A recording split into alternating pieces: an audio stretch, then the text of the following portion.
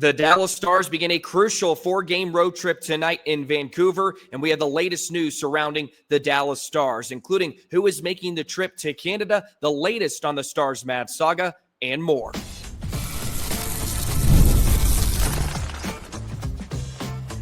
You're Locked On Stars, your daily podcast on the Dallas Stars, part of the Locked On Podcast Network, your team every day.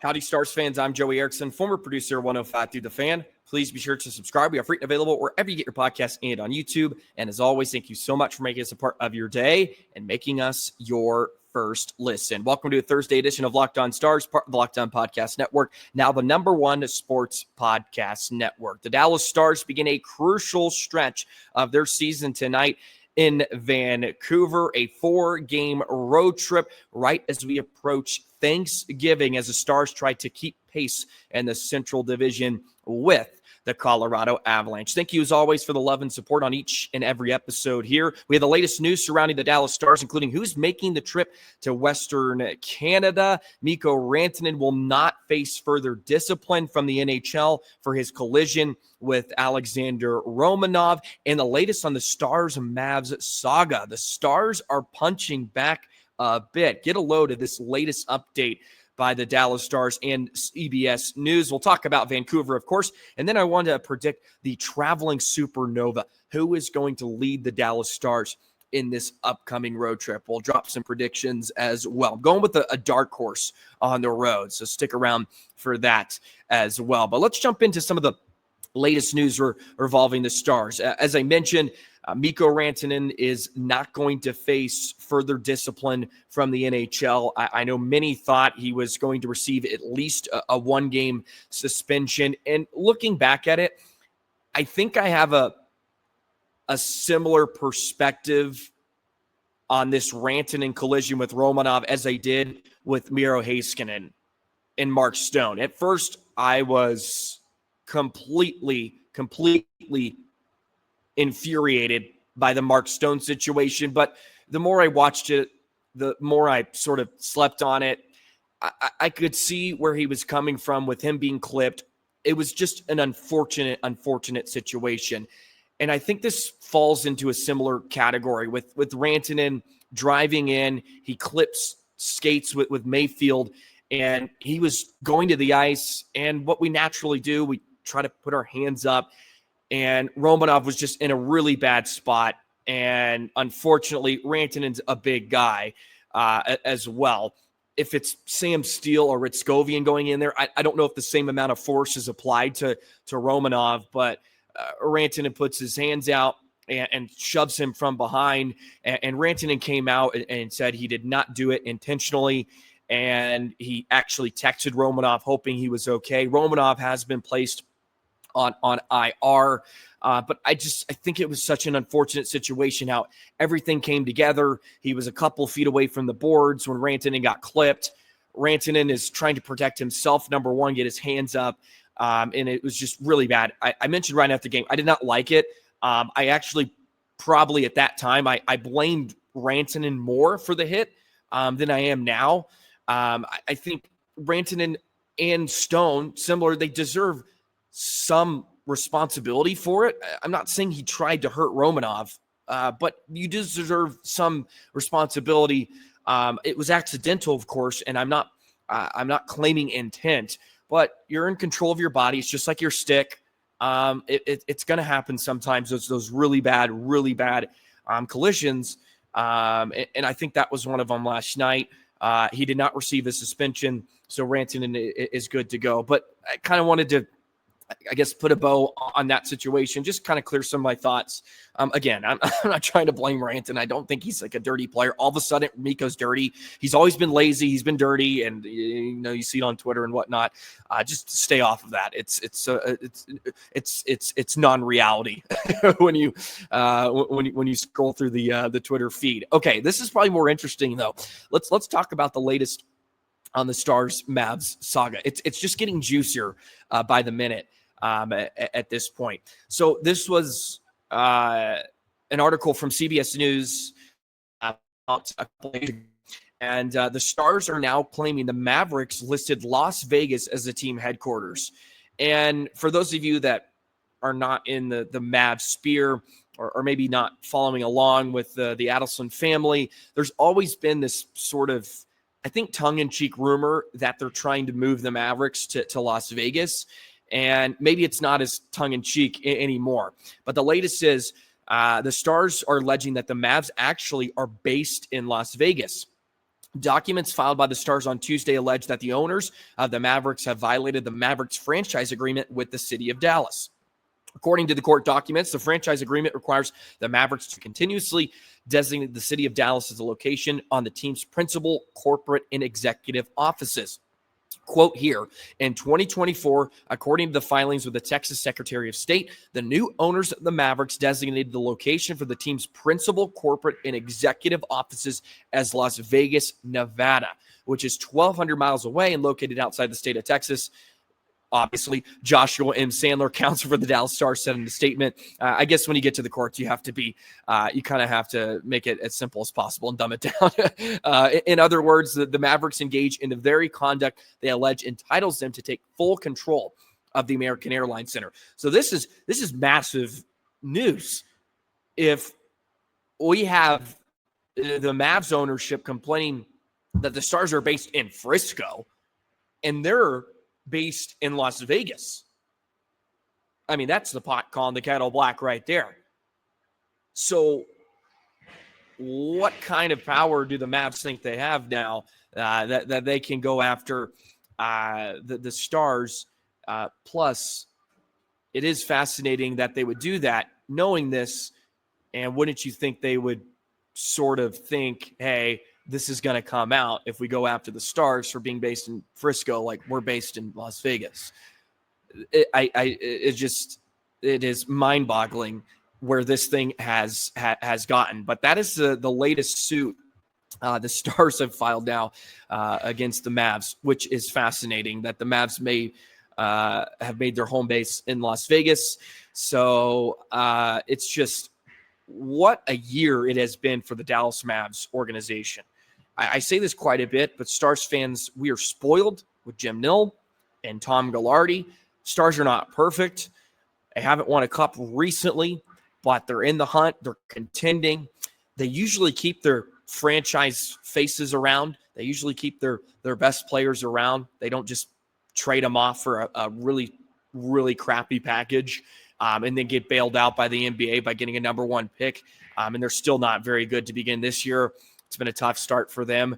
So I am befuddled, to say the least, about all of this and how a team is trying to basically take full ownership of the AAC, and they're not even based in the city of Dallas, while they're complaining that the Stars are in a suburb of Dallas in Frisco.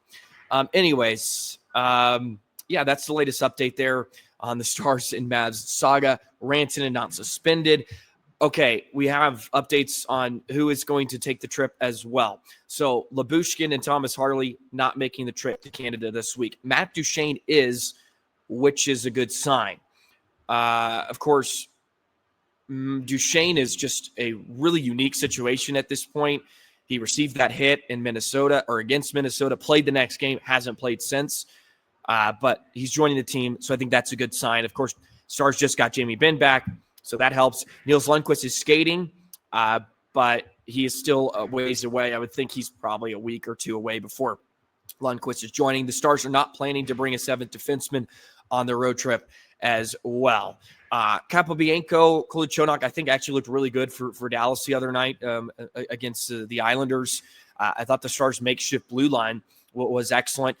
You can hear some of my elongated thoughts on that on yesterday's episode of Locked On Stars. But that is the latest news in terms of healthy players / injured, since it just continues to pile up. Harley and Lyubushkin not making the trip. Matt Duchene will make the trip as well with Dallas. So wanted to go over some of the latest bookkeeping here with the Dallas Stars, since we have a ton of stuff continue to be churned out. This Stars-Mavs saga is just Fascinating. That's the word.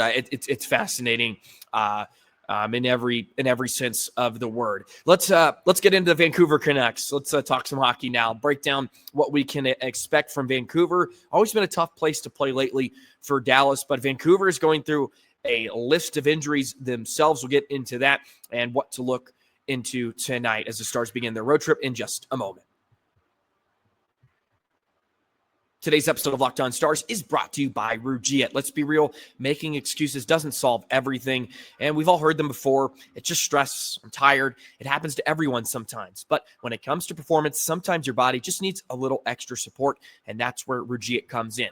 Rugiet.com offers fast-acting, doctor-prescribed treatments for ED designed to help you stop making excuses and start making moves. Rugiet makes it easy to get started. You just connect with a board-certified doctor 100% online. No awkward visits, no awkward in-person appointments. If prescribed, your treatment will be distributed discreetly to your door. It's fast, it's simple, private, all handled by real doctors. It's about confidence, connection, getting you back in the moments that matter. So visit Rugiet.com/LockedOnNHL to get 50% off your first order. That's RUGIET.com, Rugiet.com/LockedOnNHL. Don't forget to use the code LockedOnNHL so they know we sent you. Rugiet, stop making excuses and start making moves. Vancouver's had a bit of an up and down season here to begin the year. Vancouver comes into tonight 9-10-2, coming off an 8-5 loss against the Florida Panthers. They are 7th in the Pacific Division, but it's very scrunched up right now in the West. If you go on a 2-3 game winning streak, you can find yourself in a wild card spot quite quickly. So Vancouver is low in the West. They are 7th, but they win a couple of games and they're right back to a second wild card. So the floor has really been raised in the West. I think all the teams that we thought were maybe going to be interesting, but more than likely not going to be a playoff contender are firmly in a playoff position, like Anaheim, Chicago, Seattle's in that conversation. San Jose's even in that conversation. So it's going to make, I think, for a fun few months. I'm curious when we start to get that gap, or if we even see that gap at all at some point. But as we get to Thanksgiving, it looks like there's going to be a lot of teams that still feel like they're in the thick of things. As a bit of a tease, a lot of injuries. Teddy Bluger, Hedel, Thatcher Demko, their goaltender, Derek Forber, Connor Garland, Niels Höglander. They have a lot of injuries. So they're dealing with missing personnel as well, sort of like Dallas. But they have their dangerous pieces like Clint Hughes. Elias Pettersson, bit of a quiet start, 13 points in 19 games. Quinn Hughes has been incredible. He sort of is their engine, right? Every time he plays Dallas, he just looks so good. He's fluid. He's slippery. He makes so many good decisions. He just finds areas and finds passing lane. It's like he forces opponents to open up lanes for him to find teammates. And it's not always the big boys for Vancouver that worry me. I feel like when we talked about the first meeting between these two teams, it's sort of their bottom six, their depth guys that I feel like give Dallas some issues. And in that first meeting, Dallas got up early. They were up, 2-0, maybe 3-0. And then Vancouver came storming back for a 5-3 victory. That's twice in a row now. The Stars have given up 2 3-goal leads to Vancouver. So we know that the Canucks are never down and out, but it's the players like Garland, even Evander King, DeBrusk, some of these depth guys, the middle six for Vancouver that can work hard when they're on their day, when they're on their game.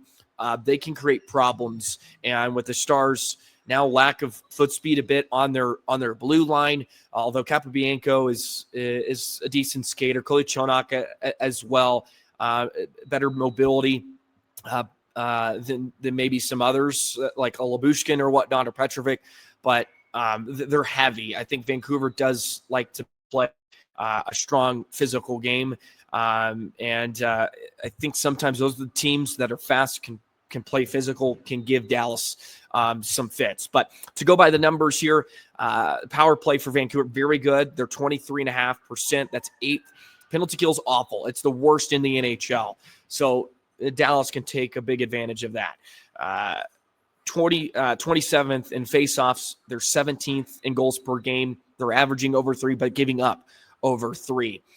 Vancouver's 30th in goals against, 3.67. Dallas has crept into the top 10, which I think is a really good sign. At one point, I think they were around 23rd, sort of really early. They crept inside the top 10 now, allowing 2.80 goals against. Was not a big fan of Otter the other night. If they get more above average goaltending, the Stars are going to win a lot of games. They got less than average goaltending the other night against New York, and they wouldn't have had to maybe dealt with a situation where they had to try to tie the game in 0.1 seconds and then have a goal overturned, which I'm starting to come around a bit. I'm not going to get into it a little bit.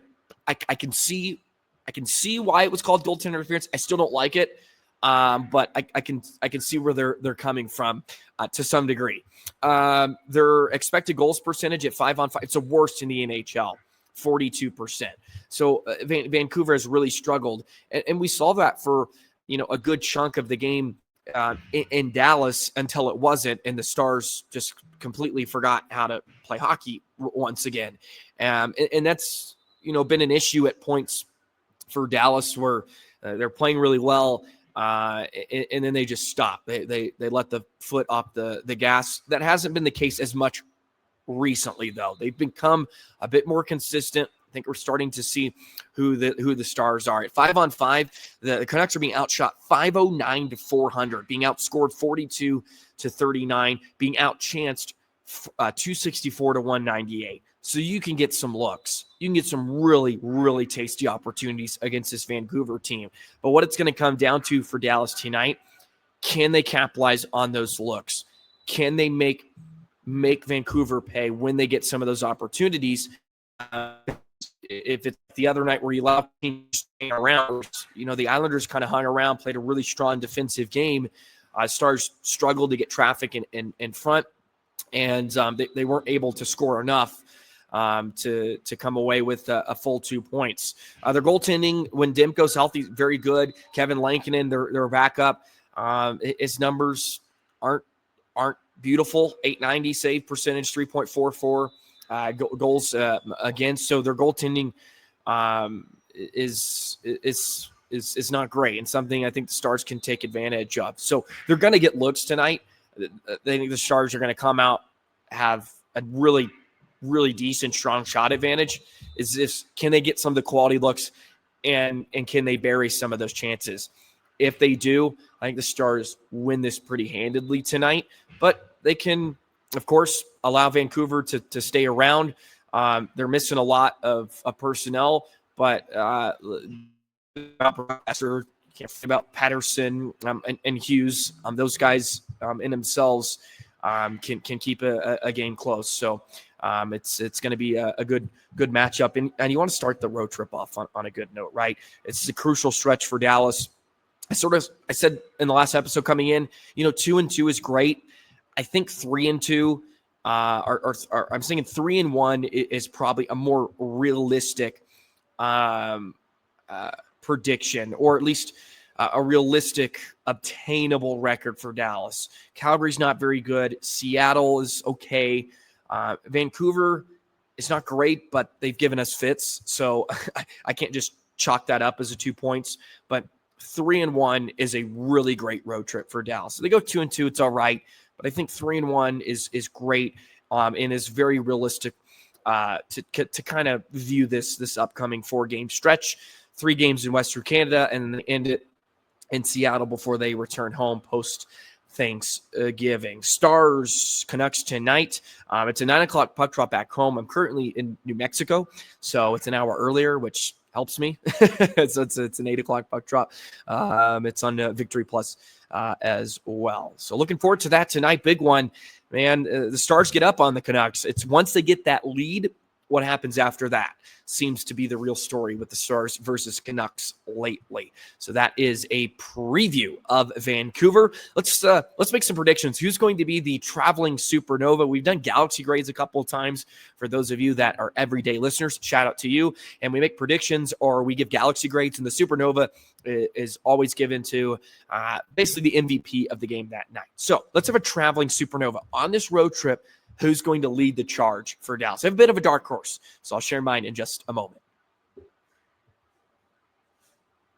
Today's episode of Locked On Stars is brought to you by our friends at FanDuel. The NBA is back, and there's no better place to get in on the action than FanDuel, the official sports betting partner of the NBA. Even if you missed the start of the game or want to ride the hot hand, FanDuel has live bets on everything from who will score next to fourth quarter comebacks. Plus, you can even combine your live bets into a same-game parlay for a shot at a bigger payout. It keeps every game exciting, especially when you're watching the Mavs lose another game to the Knicks like they did last night, especially when your team's making that late push. And it's not just the NBA, it's college football, it's NFL on Sundays. FanDuel allows you to get in on the action and have a lot of fun. So right now, FanDuel is giving new customers $300 in bonus bets when your first $5 bet wins. That's right, new customers, $300 in bonus bets when your first $5 bet wins. So head to FanDuel.com to sign up, play your game with FanDuel, the official sports betting partner of the NBA. Hey, Locked On Stars listeners, thank you for making us a part of your day, and thank you for making Locked On the #1 sports podcast network. We're continuing to brag about that here on the network, and appreciate all of you that tune in each and every day. Last episode went kind of bonkers because of all the controversy. I'm sure I got more than Stars fans tuning in to that one the other night. Hopefully it's a bit calmer here in Vancouver, but we're gonna talk about traveling supernova here. That's today's segment. You got to pick who's going to be the MVP of this road trip for Dallas. And I got a feeling, I got an inclination. I'm going with Ritzy, our boy Justin Hryckowian. He's going to be the traveling supernova. I think he scored some big time goals this year, both on the road. I think he just has the game that translate to road hockey, which of course Glenn Goldson loves. Plus, his line has been rather effective for Dallas with Bork and back. That line has looked really, really darn good for Dallas over the last week or so. So I'm going to go with Ritz. He's going to have a big road trip for the Stars. And he's going to be our supernova. So going for a bit of a dark horse, I could cop out. I could go with the Rantanens of the world. But I'm going to go with a depth piece. Man, Robo's killing it recently too. Robo was at like 3 goals a week ago, and now he's at 11, which is just incredible. When he gets hot, he gets hot. You look at his last 5 games, he has 8 goals. He's 8 goals, like 15 points, and just his last 5, he's been scorching, which is a great sign. Dallas needs to lean on some of their big guys, of course. Johnston and Robo are now tied for the team lead with 11 goals. I'm thinking the power play is going to have going to play a big factor tonight. The Canucks struggle to stay out of the box, number one, and they struggle to kill off anything. They are just not very good, last in the NHL. So expect some heavy power play night for Dallas here. But they're without Harley, of course, which hurts, and without Lyubushkin. But again, I've said this throughout the year, just because Stars just cannot be healthy at any point. I think it's almost a silver lining. It's good for Dallas. They get some guys that have to, play in elevated roles. They have to step up. They have to pitch in. And I'm choosing to stay on the positive side of this. Benn being out for the first 2 months, it allowed him to rest up a bit more. It's less wear and tear. He, of course, is in his mid-30s. I don't think it's the worst thing. Even Duchene, to some degree, if he can be fresher come playoff time, is better, since he's always struggled in the postseason. So this is the positive Locked On Stars here as we move into the next couple of weeks. Alrighty, that is my traveling supernova for tonight. Justin Hryckowian, or for the road trip. That's going to do it for us here on Locked On Stars. As always, thank you so much for love and support. Please do all the like, commenting, subscribing, all that good stuff. Thank you for making Locked On Stars and the Locked On Podcast Network a part of your day. Now the #1 sports podcast network prediction. I'm going 4-1 4-1 Dallas tonight in Vancouver. Why not? We have to avenge. We have to get rid of the curse of Vancouver over the last couple of games. Stars put a beat down on the Canucks in BC to get the job done. All righty. We'll see you tomorrow. We'll break it all down, and we'll have a great time. See you, love. So long, Stars fans.